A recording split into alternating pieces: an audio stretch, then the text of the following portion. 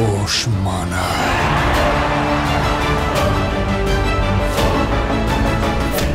একটা ছবি, ইন্দো বাংলাদেশের ছবি, তো সেই ছবিটাকে নিয়ে তুমি কি কম্পিটিশন হিসেবে দেখছো নাকি তুমি সাদরে আমন্ত্রণ জানাবে?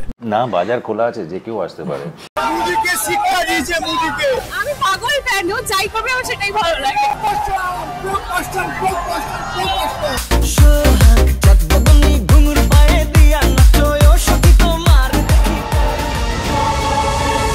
পুরা দেশ।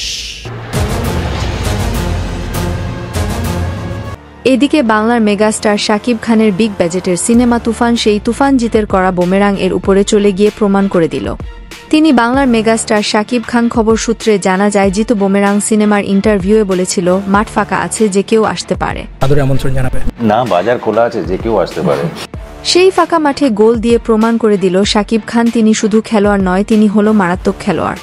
শাকিব খানের কলকাতায় তুফানের প্রথম দিনেই টিকিট পাওয়া যাচ্ছে না বলে শোনা যাচ্ছে সোশ্যাল মিডিয়া থেকে। ধারণা করা যাচ্ছে শাকিব খানের তুফান ওপার বাংলায় ব্যবসা সফল সিনেমা হতে পারে। তবে তুফানের মতো সিনেমা বাংলাদেশ করে দেখিয়েছে বলে অনেক অ্যাক্টর থেকে শুরু করে কিছু ইউটিউবার হিংসা শুরু করে দিয়েছে।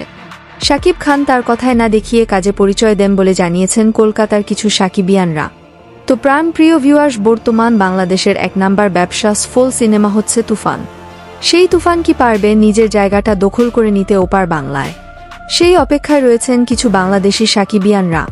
তো প্রাণপ্রিয় ভিউয়ার্স, এই ভিডিওটি যদি আপনার কাছে একটু পরিমাণ ভালো লাগে তাহলে অবশ্যই আপনার দেওয়া একটি লাইক ও কমেন্ট করতে ভুলবেন না।